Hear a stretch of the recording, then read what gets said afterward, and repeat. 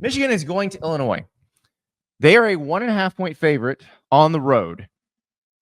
This is a very interesting game. Illinois took a massive lead against Purdue and then took a massive you-know-what and had to win the game in overtime, 50-49. But Bret Bielema feels like the kind of coach that watches this Michigan film and goes, oh, we're in my wheelhouse now, baby. This is like turning back the clock to 2010 Big Ten football. If I was good at Photoshop, I would take Bret Bielema and put a yellow jacket on him and put him behind a tree rubbing his hands together. Oh, yeah. Like the Spice Adams. Yeah. Absolutely. Without changing anything else but the color of his jacket. Because he always wears those like that. Exactly. Look at it. That's exactly what I'm talking about. Put him in an orange jacket. And he's like, yeah. I don't love what I'm seeing from Michigan right now. And Illinois is the exact type of tough to exist in a Big Ten West game. Now, I don't know if Indiana's defense, or sorry, not Indiana, Illinois' defense. Indiana on the brain. Is able to corral the running game, or if they're going to find something with Jack Tuttle. Have we even gotten to the point where we know he's playing yet? Or well, I think he's playing. I mean, he played against Washington. It seemed like that was the direction they've decided to go now.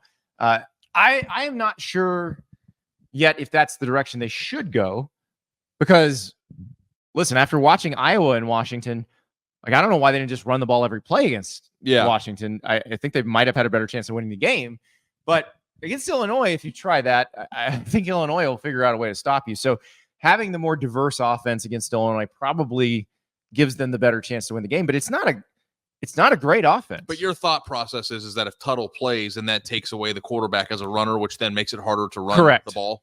Correct. And you're relying more, completely on your offensive line to open holes for Mullings and. But if he can complete a pass, doesn't it make it less likely that they sell out for the run?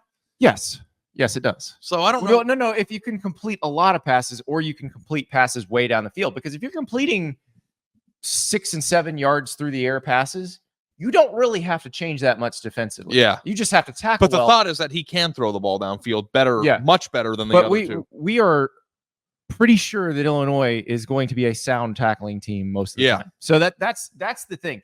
Unless you can really stretch them, you don't add that advantage in or get to the point where you can use your run game because they are stretched out.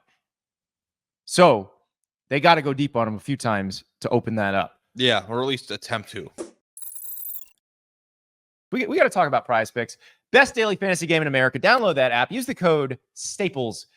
Play $5. Get $50 instantly. So, Ari, I did not even realize I had a better week than I thought in the Prize Picks. So, Friday night, I was sure that I was winning this thing. I had Malik Williams with more than 213.5 passing yards, and I had Sam Levitt, the quarterback for Arizona State, more than 199.5 passing yards, because I was confident Arizona State was going to beat Utah.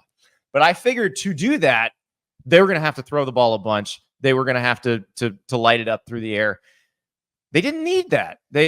Levitt only threw for, I believe, 154 yards, but they still won the game. Malik Williams obviously had a very good game against Utah State. UNLV rolled, but Arizona State didn't need to throw as much, so I did not win there. But Ari, Sam Levitt came out of the game for a portion of it too, which doesn't help your cause. But I did have a good day on Saturday. This is the one I threw out to the people. So if you guys looked at this, if you saw my tweet with this on Friday and you did this, then there you go. Download Prize Picks, use the code STAPLES, play $5, get $50 instantly. The board will be getting populated. Usually with the college football, the board starts to get populated usually around Tuesday, big time on Wednesday, big time on Thursday. But of course, they have every sport. They've got esports. They've got the NFL. They've got the NBA is about to start, the NHL. Monday Night Football's tonight. So if you want to sprinkle a little on Monday Night Football, go ahead. I also love Indiana, like figuring out how to win in a shootout. It's not what they wanted, but they did do it. Yeah. Did I say Indiana? I'm in You did. Illinois. I was Ah, going to correct you. I'm so sorry. Well, they're both eyes, and we don't talk about either of them all that much traditionally at the same time. I can see how that happens. Let me ask you this. What if Luke Altmyer was Michigan's quarterback? Oh, my God. We would potentially be talking about a playoff team? They'd be on the bubble, Yeah. right? Yeah. They might have had a win in a game that they lost. They did win a game without a quarterback against USC, but that's becoming less and less impressive. I still think it's pretty impressive to beat a team as good as USC the way they did. I like the way that Illinois matches up with Michigan at home. Yeah. Yeah, I do too. And Luke Altmyer has been really fun to watch this year. So this is a tough one to pick because I do think it's, and Vegas, obviously, same thing. They got a 1.5. I do think if Michigan can throw the ball a little bit, they're going to win this game.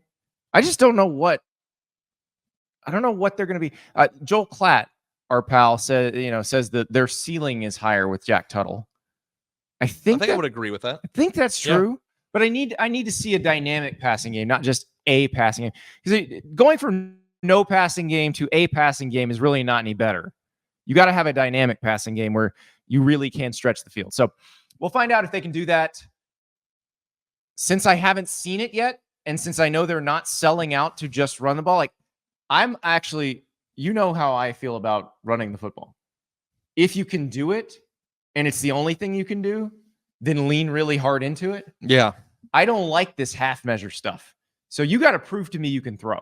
So I'm going to take Illinois until Michigan, maybe you can prove me wrong and that you can have a dynamic passing offense. But I'm going to take Illinois right now because I don't believe it yet. Yeah, I'm with you. I think Illinois is a tough team. And if you've watched them play at all this year, and I know you have because we've seen some pretty cool Illinois bangers. Like, this is a team that went on the road and beat Nebraska. Like, if you can do that at home against Michigan, if they haven't figured out how to throw the ball at all, I like the matchup here. I do too. I think it's gonna be a fun game. So I'm excited to see this one. And here's the thing you have to say that we didn't say. What's that? They played. So Illinois never had really a chance to beat Penn State. Right.